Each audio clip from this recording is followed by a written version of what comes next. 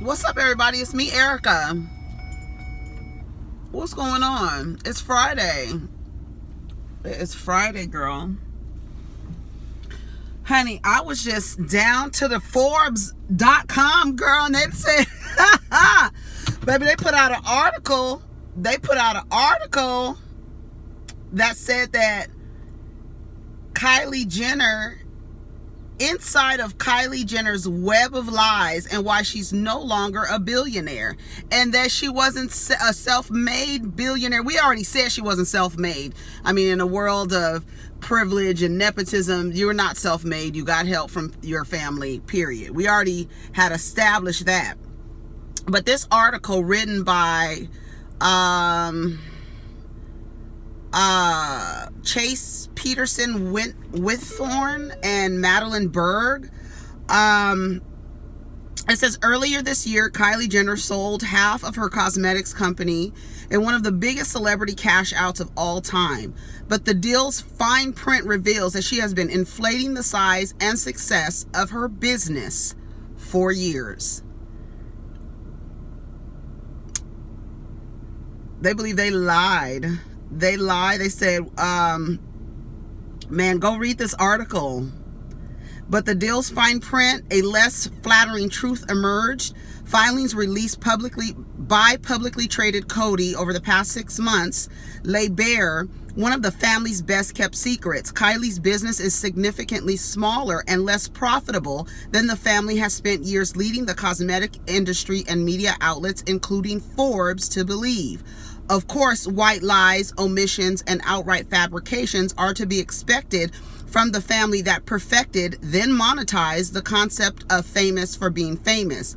But similar to Donald Trump's decades-long obsession with his network and unusual lengths to which the Jenners have been willing to go, including inviting Forbes into their mansions and CPA's office, and even creating tax returns that were likely forged, reveals just how desperate some of the ultra-rich are to look even richer.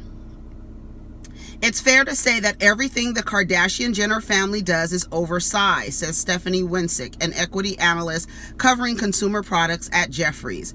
They stay on brand. It needs to be bigger than it is. Based on this information, plus the impact of COVID-19, the beauty stocks and consumer spendings, Forbes now thinks that Kylie Jenner, even after pocketing a estimated $340 million after tax from the sale, is not a billionaire. As with other Kardashian ventures, Kylie's business began as a way to cash in on a minor scandal. The youngest of the family, she spent more than a year denying tabloid speculation that she was using lip filler injections before eventually finally fessing up to it in May 2015. Far from embarrassed about being caught in a lie, she and her shrewd mother, Kris, seized it as a marketing opportunity. With $250,000 of her earnings from modeling endorsements and keeping up with the Kardashians, Kylie launched her first batch of 15,000 lip kits consisting of a lip liner and a matching lipstick in November 2015. Thanks to the clever Instagram marketing, the $29 kits were gone in less than a minute. Before I even refreshed the page, everything was sold. By the end of 2016, Kylie had dozens of new products and a reputation as skyrocketing new entrant into the cosmetics industry. Baby. It says a few months after her sister Kim Kardashian West scored a Forbes cover in July 2016, Jenner's publicist began a campaign to get Forbes cover for Kylie. Revenues were $400 million over the business first 18 months, they said, with a personal take-home of $250 million for Kylie pressed for proof. They opened their books. During meetings at the Kris Jenner palatial Hidden Hills, California estate, the family accountant office nearby, Forbes was shown tax returns detailing $307 million in 2016 revenues, a personal income of more than 110 million for Kylie that year. That would have been enough to put her at number 2 on the celebrity 100 list behind Taylor Swift, the accountant was quick to point out.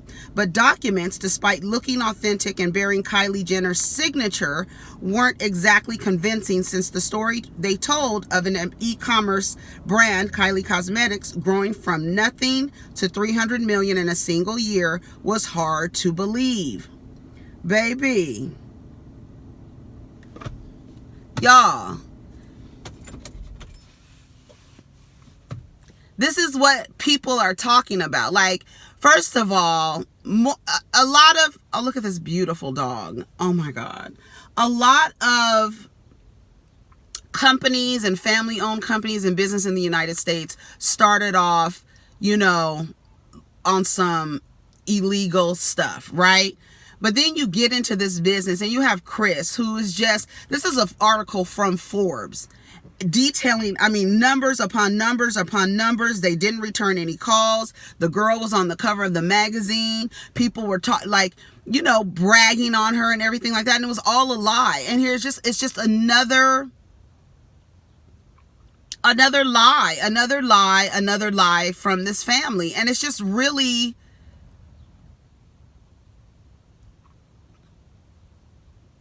it's actually expected. It's expected. And we'll see what they say. They probably won't say anything. But her company is not worth what it's for. The Cody bought it for more than what it was actually worth. And they're saying that she's not a billionaire. It says any doubts that Kylie wasn't a billionaire were seemingly erased in November 2019 when $8.6 million in revenue, Cody announced it was snapping up 51% of Kylie Cosmetics for $600 million, effectively valuing the business at about $1.2 billion. They said they thought it was a bad deal from the beginning, that they were paying too much for this girl's company. And then, wait, let me get down to here where they said Kris Jenner, where they said Chris, baby. Okay, it says for years Jenner insisted. Okay, here we go. There's also an issue of profit. Forbes had been estimating that her business, which has little overhead, just notching 44% net margins, but Cody's filings indicate that Kylie's profits are likely lower than we figured, since her EBITDA margin, which factors in some but not all of her expenses, is around 25%. Kris Jenner, the Kardashian-Jenner's family matriarch, helps guide her daughters through business decisions for a price. She takes 10% of their earnings, including an estimated $60 million haul pre-tax from the Cody sale. Kris Jenner is a baby. For years, the Jenners insisted that all of those profits went directly to Kylie because she owned the business outright. But Cody's purchase agreement specifically lists KMJ 2018 Irrevocable Trust, controlled by Kristen M. Jenner, as owning a profit interest in Kylie Cosmetics. Upon the sale, the document says that the trust would get a capital or ownership interest in the company. The Jenners initially told Forbes that the trust holds money Kylie Jenner earned before she turned 18, and that Kylie is its beneficiary. But the trust appears to have been created well after Kylie turned 18, and the Jenners declined to offer any proof to back up their claims. Given the lack of clarity and the history of lies, we're erring on the side of caution and assuming that the trust belongs to Kris Jenner. That means that Kylie Jenner owns an estimated 44.1% of Kylie Cosmetics rather than 49%. You have to remember, they're in the entertainment business. Everything in entertainment has to be exaggerated to get attention. And how do you feel as Forbes? Like, where's your credibility? Like, this family duped y'all. And you're going by estimates and estimates and estimates and estimates. And all of those estimates are built on lies. It's unfortunate. It's unfortunate for Forbes as to be like, we're not, now we're going to be looking at you side-eyeing. You guys have to have a better checks and balances than that. For these people to have lied this way and to have taken this long for y'all to figure it out. But they said they really didn't figure it out until the coronavirus. And the sales were just like, how could the sales go down more than 50%? How could that happen based on what you've estimated? How could that have happened?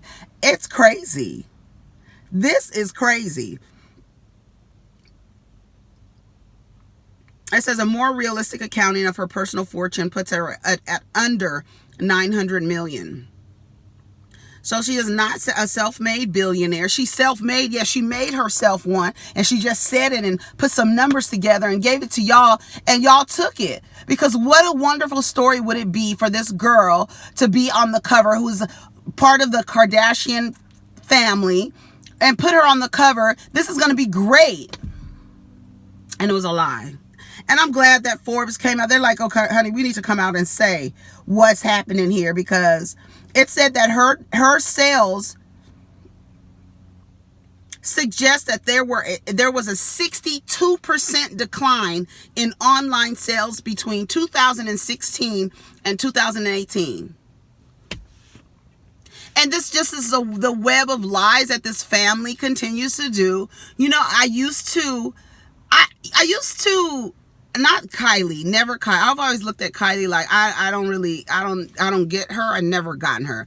But I used to like Chloe. I used to like the family. And then all of these things just keep piling on, like, you know, from stealing designs, not even removing the fact that they have used Black culture and have monetized on that and have changed their bodies and have created this trend, which Lisa Ray was trying to get to, but did not, but went double down on it for what reason. But yes, these women are out here getting these obnoxious bodies that look crazy because of the influence from these women. And you should have left it like that.